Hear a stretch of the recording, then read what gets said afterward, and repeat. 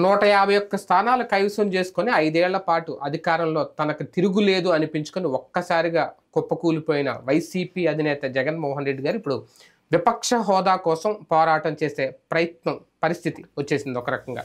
అది కూడా అవసరమైతే న్యాయ పోరాటానికి కూడా సిద్ధమవుతున్నారంట.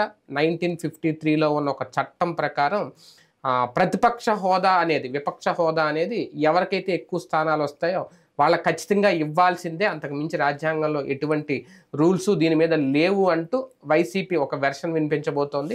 దీనికి సంబంధించి కోర్టుకి వెళ్ళైనా సరే వాళ్ళు ఆ హోదా దక్కించుకోవాలని చూస్తున్నారు. ఆ హోదా దక్కినంత మాత్రాన అధికారంలోకి వచ్చేసినట్టు కాదు. కానీ అన్ని సమస్యలను పక్కన పెట్టి ఇదే కీలకం, ఇదే మాకు అవసరం అనే పందాలోకి వచ్చేసారు జగన్మోహన్ రెడ్డి గారు. ఏంటి దీని వెనక, నిజంగా ఇది సాధ్యమవుతుందా? అసెంబ్లీ వ్యవహారాలు అంటే శాసనసభ వ్యవహారాలకు సంబంధించి న్యాయస్థానం జోక్యం ఎంతవరకు ఉంటుంది, ఇది అంశం మీద చర్చించే ప్రయత్నం చేద్దాం. సరే, వీళ్ళు చెప్పింది ఏదో ఉంది, పెద్ద చట్టం ఉంది, Andhra Pradesh payments of salaries and pension and removal of disqualification of act అంట 1953. దీని ప్రకారం ఇదే మొన్న జగన్ గారు కూడా చెప్పింది. దీనికంటూ ప్రత్యేకంగా ఏముండదు, ఎవరికి ఎక్కువ స్థానం, ఎందుకంటే వీళ్ళు ముగ్గురు కలిపే ఉన్నారు కాబట్టి ఆ లెక్కను చూసుకుంటే 11 ఎక్కువ వచ్చేసినట్టే ఈయనకి. ఈ లెక్కను చూసుకుంటే విపక్ష హోదా ఇచ్చేయాలి అనేది. అసలు ఫస్ట్ శాసనసభ వ్యవహారాలు న్యాయస్థానం జోక్యం ఎంతవరకు ఉంటుంది? వాస్తవంగా రాజ్యాంగంలో ఏమైనా ఉందంటే దాని మీద మనం కోర్టుకు వెళ్ళి అడగచ్చు, రాజ్యాంగం ప్రకారం అంటే. కానీ శాసన వ్యవస్థల వ్యవహారాలు రాజ్యాంగం ప్రకారం రాయబడినవి అవి, వాటికి విస్తృత అధికారాలు ఇవ్వబడ్డాయి. జడ్జి గారు ఎట్లాగో కోర్టులో, ఇక్కడ శాసనసభ స్పీకర్ అట్లాగా స్వయం ప్రతిపత్తి కోర్టు ఇచ్చే ఆదేశాలు శాసనసభకి చెల్లుబాటు కావా. దానికి సాక్ష్యం రోజాని అప్పుడు సస్పెండ్ చేసినప్పుడు కోర్టు తీసుకోమంటే కోడెల శివప్రసాద్ గారు ఏమన్నారు, కోర్టులకు హక్కు లేదని చెప్పారు. అట్లాంటిది ఉంటుంది బేసిక్గా. అప్పుడు మండలి రద్దు చేసినప్పుడు కూడా కోర్టుకు వెళ్ళినట్టున్నారు కదా వీళ్ళు, టీడీపీ వాళ్ళు. అవును, మండలి రద్దు చేసినప్పుడు. అవును, అప్పుడు మండలి రద్దు చేయలేదు, చెయ్యమని కేంద్రానికి రాసినప్పుడు వాళ్ళు వెళ్ళింది వేరు. మండలిలో పర్మిషన్ తీసుకోకుండా అమరావతికి సంబంధించి బిల్లు సిఆర్డీఏ యాక్ట్ రద్దు చేసినప్పుడు మండలిలో తీర్మానం చేయలే. అక్కడ వీళ్ళు దాన్ని ఏమంటారు, కమిటీకి పంపించారు, సెలెక్ట్ కమిటీ. అంటే అది ఒక రకంగా సెలెక్ట్ కమిటీకి పంపించడం అంటే ఓ ఫ్రిడ్జ్ లో పెట్టినట్టు, అది అంతేనా. దాన్ని అక్కడ అమలు చేసేసినట్టుగా ఓ లెటర్ రాయించారు వీళ్ళు, ఎవరు సెక్రటరీ ద్వారా. అంటే అది చెల్లదు అన్నటువంటి పాయింట్. సెలెక్ట్ కమిటీకి కాకుండా అక్కడ మండలిలో గనక తిరస్కరించి పంపించేశారు అనుకోండి బిల్లు, అప్పుడు మళ్ళీ అసెంబ్లీ రెండోసారి తీర్మానం చేస్తే రెండోసారి మండలి అవసరం ఉండదు. యనమల రామకృష్ణ గారికి ఆ లెక్కలన్నీ తెలుసు కాబట్టి తిరస్కరించనీయకుండా సెలెక్ట్ కమిటీకి పంపించారు. సెలెక్ట్ కమిటీ ఇన్ని రోజుల్లోపే చూడాలని ఏ కోర్టు చెప్పలేదు, చైర్పర్సన్ చేతిలో ఉంటుంది. దాంతో ఆగిపోయింది అనమాట. అది నాటి విధానం. దానికి దీనికి సంబంధం లేదు. వీటిలో ఏంటంటే యాక్చువల్గా జరిగింది, రాజ్యాంగంలో అయితే రాజ్యాంగం రాసేటప్పుడు ఈ ఆలోచన లేవు. అదే విపక్ష హోదా 1952లోనో 53లోనో అప్పుడున్నటువంటి స్పీకర్ మనకి తొలి అంటే సంపూర్ణమైనటువంటి భారత ప్రభుత్వం ఏర్పడింది అప్పుడే. అంతకుముందు జవహర్లాల్ నెహ్రూ ప్రధానమంత్రి ఉన్నారు. అది వాళ్ళు నియమించబడినటువంటి, వాళ్ళ చేత నియమించబడిన ప్రధాని, రకంగా చెప్పాలి. 52-53లో ఫస్ట్ ట్రిప్ జరిగిన తర్వాత అప్పుడు ఒక విధానాన్ని రూల్స్ లో రాశారు. అది ప్రతిపక్ష హోదా. అప్పుడు ఏంటంటే కమ్యూనిస్టులు ప్రతిపక్షం, మేమే మీ తర్వాత కాంగ్రెస్సే కదా అప్పుడు అంతా, దేశం అంతా కూడా మీ తర్వాత మేము ఎక్కువ ఉన్నాం కాబట్టి మాకు ఏమన్నారు. అంటే అస్తం శశాంకం తేడా, వీళ్ళకు 30 వస్తే వాళ్ళకి 300 వచ్చినాయి, అట్లా ఆ రేంజ్లో ఉన్నాయి అన్నమాట. కాబట్టి ఆ టైంలో కమ్యూనిస్టులకి ప్రతిపక్ష పాత్ర అంటే ఏంటి, అది కాన్స్టిట్యూషనల్ గా ఉంది హోదా. కాబట్టి దానికి రూల్స్ ఫ్రేమ్ చేశారు మొట్టమొదటి స్పీకర్. ఏమని అంటే 10% సీట్లు ఉండాలి అన్నటువంటి, అంటే చట్టసభలో 10% సీట్లు ఉంటే ప్రతిపక్షంగా గుర్తించాలన్నటువంటి విధానాన్ని మొట్టమొదటి లోక్సభ స్పీకర్ డిసైడ్ చేశారు.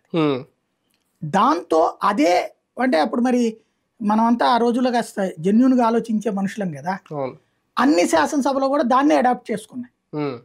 దాని ప్రకారం దేశవ్యాప్తంగా కూడా ఆ యాంగిల్లో నడుస్తోంది 10% ఉన్నటువంటి వాళ్ళు అనేది. అయితే డిస్క్రిషనరీ పవర్ స్పీకర్కి ఇవ్వబడింది అందులో. అంటే ఎవరిని గుర్తించాలి అన్నటువంటిది స్పీకర్ నిర్ణయం విచక్షణాధికారం అని చెప్పారు. ఫర్ ఎగ్జాంపుల్ ఇప్పుడు ఒకే చోట ఇప్పుడు పార్లమెంట్లో నా అధికార పక్షానికి ఇప్పుడు 398 వచ్చినాయి.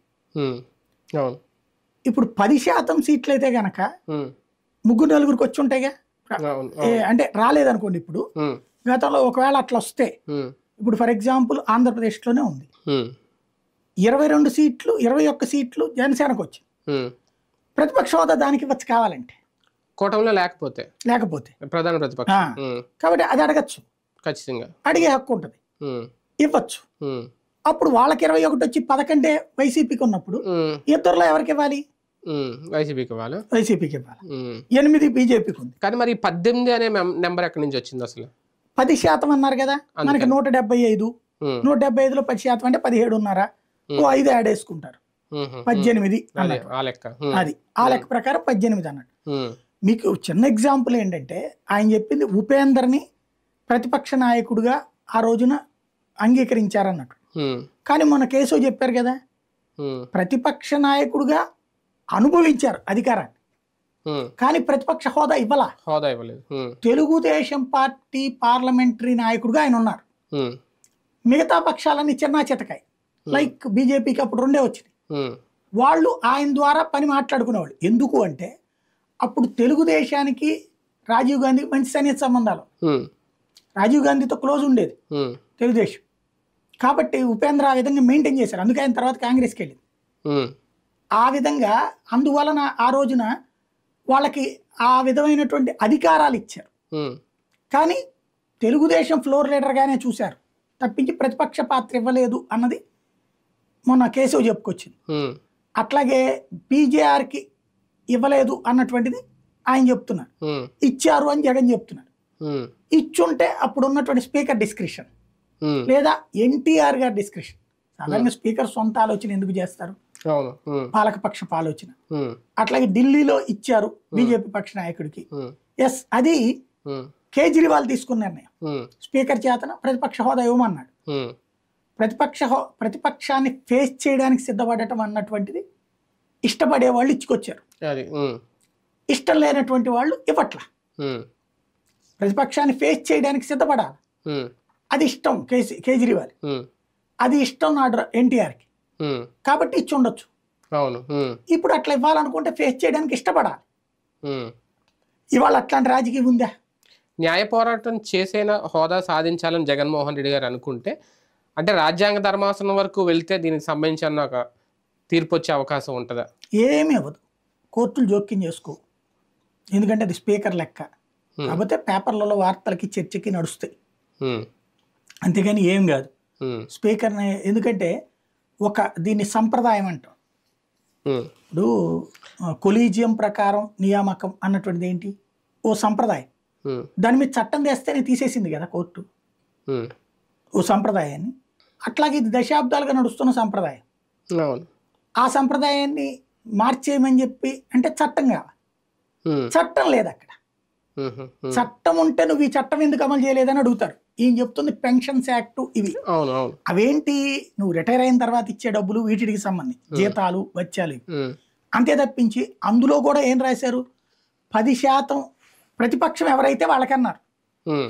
ప్రతిపక్షం 10% ఉండాల్సిందే అని కానీ ప్రతిపక్షం 10% లేదని వీళ్ళు ఏమంటారు, అందులో ప్రతిపక్షం 10 అని రాయలేదు కదా అంటారు.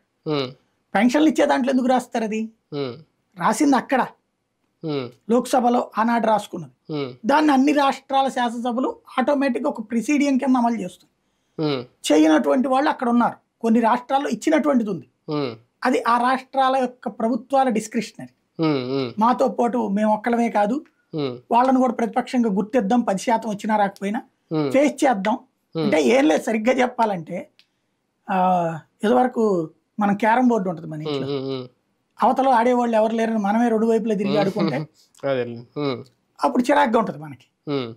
ప్రజాస్వామ్యంలో ప్రభుత్వం అనేటువంటిది కూడా అట్లా ఏకపక్షంగా ఉందనుకోండి, జనాలకి చిరాకేస్తుంది. ప్రతిపక్షాన్ని మాట్లాడినిచ్చి ఆడుకున్నారనుకోండి, ఓ లెక్క ఉంటుంది. ఆ ఉద్దేశంతో డెసిషన్ తీసుకోవాల్సింది వాళ్ళు. మనం ఒక్కడమే మాట్లాడుకుంటే ఇప్పుడు ఎట్లా ఉంటుందంటే, జగన్కి పెద్ద దెబ్బ ఏమైంది, అన్నీ ఇళ్ళే గెలిచారు అప్పటి నుంచి. ఏడ చూసినా ఇంకొకళ్ళ వైపు ఏలెత్తి చూపెట్టే ఛాయిస్ లేదు కదా. మున్సిపాలిటీ, కార్పొరేషన్, పంచాయతీ, మండల పరిషత్తు, జిల్లా పరిషత్తు ఏది చూసినా వీళ్ళే గెలుచున్నారు, ఎమ్మెల్సీల నుంచి అన్నీ కూడా. అందువల్ల ఏం తేడా వచ్చినా వీళ్ళనే చర్చ అయింది కదా. ఇంకో చర్చకి అవకాశం లేకుండా పోయింది. తెలుగుదేశాన్ని మాట్లాడే లేదు, పక్కన పెట్టారు. వాళ్ళు రోజు పొద్దున వచ్చేసి కాసేపు అడావిడి చేసేసే వాళ్ళు వెళ్ళిపోయేవాళ్ళు చంద్రబాబు గారు రాకపోవడం వల్ల. దానివల్ల ఏమైపోయింది, అక్కడ ప్రయోజనం లేకుండా పోయింది. ఇప్పుడు అదే రూటు వీళ్ళు ఆలోచిస్తున్నది. ఎందుకు మాట్లాడిన మనల్ని మాట్లాడనే లేదు కదా అన్నట్టు. కాబట్టి ఇప్పుడు ప్రతిపక్ష పాత్ర ఇస్తే ఏమవుతుందంటే వాళ్ళకి సర్టెన్ టైం ఇవ్వాలి. ప్రతి చర్చ ప్రతిపక్షంతోనే ప్రారంభం అవుతుంది. ప్రారంభించిన తర్వాత వాళ్ళు ఇది ఉంటుంది. అంటే మంత్రుల యొక్క తీర్మానాలు, అంటే ఒక మంత్రివర్గానికి సంబంధించిన నిర్ణయాలు, చట్టాలు ఉన్నాయనుకోండి, చట్టాల విషయంలో ముందు మంత్రి మాట్లాడతారు, ఆ తర్వాత ప్రతిపక్షానికి అవకాశం వస్తుంది వెంటనే.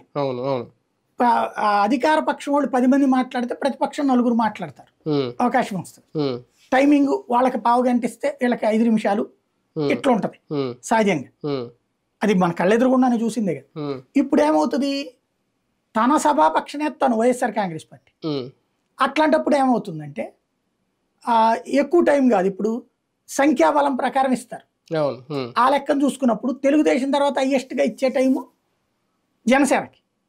అంతే. అంటే తెలుగుదేశం గంట మాట్లాడితే జనసేనకి పావు గంట ఇస్తే వైసీపీకి 5 నిమిషాలే వస్తుంది. బీజేపీ తర్వాత 8 కదా. కాబట్టి బీజేపీకి మళ్ళీ 4 నిమిషాలు అంతే. అంటే ముందు వెనక 2 సార్లు దెబ్బలు అవుతాయి.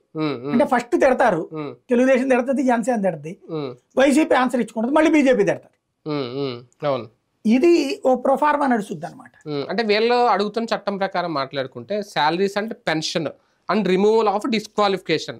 అంటే వీళ్ళు చెప్పేది ఏంటంటే అవేమి మనకి తీసుకున్నంతసేపు ప్రతిపక్ష హోదాలే ఉన్నట్టు కదా, డిస్క్వాలిఫై అవ్వలేనప్పుడు హోదా ఎందుకు ఎవరు, ఆ యాక్ట్ ప్రకారం వీళ్ళు వెళ్ళాలనుకుంటున్నారు. అది పెన్షన్స్, శాలరీస్ కి సంబంధించి జీతాలు వాళ్ళకి ఎమ్మెల్యేలకు ఇచ్చే జీతాలు. దాంట్లో అసలు ఎవరు అపోజిషన్ అని ఎందుకు రాస్తారంట. అపోజిషన్ ఎవరనేది గుర్తించేది స్పీకర్. అంతే. అంతే తప్పించి పెన్షన్లు, శాలరీస్ అన్నటువంటిది ఓ రొటీన్ ప్రొసీజర్. జీతం ఎవరికి ఇవ్వాలి, అపోజిషన్ స్థాయి జీతం ఎవరికి ఇవ్వాలి, అపోజిషన్ లీడర్కి ఇవ్వాలి. అదే ఇప్పుడు ఆ స్థాయి అది స్పీకర్ డెసిషన్ తీసుకుంటాడు. అంతేగాని ఉద్యోగ ఈయన డెసిషన్ తీసుకోడు కదా సెక్రటరీ. ఇది సెక్రటరీతో సంబంధించిన వారు జీతాలు చెల్లించి. అంతే. అవును. గుర్తించేది స్పీకర్ వ్యవహారం. ఒక పనికి ఒక చేయాలి, గాడి పని గాడి చేయాలి. ఇక్కడ అది లెక్క. ఇది పూర్తిగా శాసనసభ వ్యవహారాలకు సంబంధించిన ఇది కాబట్టి స్పీకర్ చేతిలో ఉంటుంది. ఒకవేళ న్యాయ పోరాటం చేసినా చేయకపోయినా స్పీకర్ తలుచుకుంటే హోదా ఇవ్వగలరా, హోదా ఇస్తారా? చంద్రబాబు తలుచుకుంటే ఇస్తారండి, బాబు తలుచుకోకపోతే ఇవ్వరు. అంతే, సింపుల్ లాజిక్ అనమాట. స్పీకర్ తను తలుచుకునేదే ఉండదు. అంటే తమ హుందాతనాన్ని ప్రదర్శించుకోవడానికో, మేము ఇచ్చామని చూపించుకోవడానికో ఆ డెసిషన్ తీసుకుని. అది బాబు గారి డెసిషన్ అంటున్నా. బాబు గారు అపోజిషన్ కూడా ఉండటం కరెక్ట్ ప్రజాస్వామ్యంలో అనుకుంటే ఇస్తారు. ప్రజలే ఇవ్వని అపోజిషన్ మనకెందుకని వాళ్ళ పార్టీ కార్యకర్తలు అందరూ అనుకుంటున్నారు, నాయకులందరూ. కాబట్టి ఇవ్వకపోవచ్చు. అంటే రేపు పొద్దున బాబు గారు అనుకుని చెప్పినా స్పీకర్ ఫైనల్ చేయాలి ఇవ్వాలా లేదనేది. మేము ఇవ్వము అంటే అది రాజకీయంగా నెగిటివ్గా వెళ్తా ప్రజల్లో ఉంటుంది. ప్రజలు ఇవ్వని దానికి ప్రజల్లో ఎందుకు నెగిటివ్ వెళ్తుంది? ప్రజలు ఇచ్చిన తర్వాత దాంట్లోంచి 10 మందిని లాగేసి, ఇప్పుడు వాళ్ళకి 18 సీట్లు ఇచ్చున్నారు అనుకోండి వైసీపీకి, అందులో ఒక 5గురిని తీసేసి ప్రతిపక్ష హోదా ఇవ్వలేదనుకోండి, అది రాజకీయం. అప్పుడు రాజకీయం అవుతుంది. ప్రజలు కూడా ఏంటిది అనుకుంటారు. లైక్ కేసీఆర్ మీద అదే కోపం వచ్చింది జనాలకి. కాంగ్రెస్ పార్టీకి ప్రతిపక్ష పాత్ర ఇచ్చారు, అక్కడ 21 సీట్లు ఇచ్చారు. కేసీఆర్ ఏం చేశాడు, వాళ్ళలో దాదాపు 10-12 మందిని లాగేసి ఎంఐఎంని 7 సీట్లు, కాంగ్రెస్ 6 సీట్లకు వచ్చింది. ఈ ప్రతిపక్ష హోదా లేదన్నాడు. అది నచ్చలా జనానికి. మేము ప్రతిపక్ష హోదా ఇచ్చినా కూడా నువ్వు ఎట్ట తొక్కేస్తావు, ఆయన తొక్కేశారు. కాబట్టి ప్రతిపక్ష పాత్ర అన్నటువంటి కాన్సెప్ట్ జనం చూసేది వాళ్ళు ఇచ్చినప్పుడు. ఇవ్వనప్పుడు వాళ్ళు ఇంకేముందుకు అడుగుతారు? ఒక రకంగా ఈ ఇష్యూ మీద దేశం మొత్తం మన రాష్ట్రం వైపు అయినా చూస్తుందా? ఇంతకు ముందు ఈ పరిస్థితి ఏ పార్టీకి అయినా వచ్చిందంటే అధికారంలో ఉండి చివరికి మళ్ళీ అధికారం కోల్పోయి ప్రతిపక్ష హోదా కోసం పోరాటం చేయడం అంటే. ఆల్రెడీ ఇది దేశంలో ఎక్కడన్నా లేకపోతే ఫస్ట్ టైం ఇక్కడ వస్తే చూస్తారు ఏం చేస్తారు, స్పీకర్ ఏం డెసిషన్ తీసుకుంటారని. దేశంలో పార్లమెంట్ లో గత 2 సార్లు చూశారు కదా, ఏకంగా దేశం అంతా చూసే పార్లమెంట్ లో 47 అంత ముందు వచ్చింది 2014 ఇవ్వలేదు ప్రతిపక్ష హోదా. కాంగ్రెస్ పక్ష నాయకుడు అప్పుడు మల్లికార్జున ఖర్గే. తర్వాత రెండోసారి అధీర్ రంజన్ చౌదరికి ఇచ్చారు. అప్పుడు కూడా ఏంటది 52, 54, 53 వచ్చినాయి. అప్పుడు కూడా రాలేదు ప్రతిపక్ష హోదా, 54 అనుకుంటా. అప్పుడు 55 రాలేదని ప్రతిపక్ష హోదా ఇవ్వాల. 544 కదా, 54.4 ఒకటి ఎక్స్ట్రా రాలేదని చెప్పేసి ఇవ్వాల. అది చూశారు. రెండోది ఢిల్లీ చూశారు, 60 ఇక్కడేమో ఇచ్చారు. కాబట్టి డిస్క్రిషనరీ పవర్. అవును. ఈ విషయంలో కోర్టును కోరేది ఏంటి వైసీపీ అంటే? స్పీకర్కే చెప్పండి అంటే జోక్యం చేసుకుని స్పీకర్కి ఏమన్నా చెప్తుందా కోర్టు? మాకు సంబంధం లేదంటే అది జడ్జి గారిని బట్టి ఉంటుంది. జడ్జి గారు కొంతమంది నోటీసులు ఇస్తున్నారు స్పీకర్కి, అదే అంటున్నాను. కొంతమంది ఇవ్వట్లేదు. కొంతమంది జడ్జి గారు లేని శాసనసభ వ్యవహారాలు మేము జోక్యం చేసుకోమంటారు. కొంతమంది ఏంటో సమాధానం చెప్పండి అంటారు.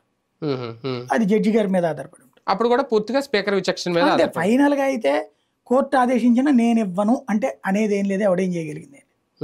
ఫైనల్ జగన్మోహన్ రెడ్డి గారి పట్టు వెనక రాజకీయం ఏమన్నా ఉందా? నాకు హోదా కావాలి ఖచ్చితంగా అడగడం వెనక ఏం లేదు. ఇదిగో మేము అడిగాము, ప్రజలు మాకు 40% ఓట్లు ఇచ్చినా కూడా ప్రతిపక్ష హోదా సీట్ల కారణంగా పెట్టి ఇవ్వలేదు, ఇది దుర్మార్గం, అన్యాయం చేశారని చెప్పడం అంతే. ఒక మెసేజ్ జనాలకి. రైట్, చూద్దాం. గట్టి ప్రయత్నం అయితే చేస్తుంది వైఎస్ఆర్సీపీ ప్రతిపక్ష హోదా కోసం, విపక్ష హోదా కోసం.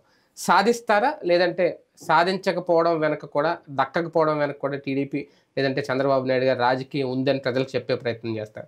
చూద్దాం స్పీకర్ అధికారికంగా ఏం ప్రకటిస్తారు అనేది.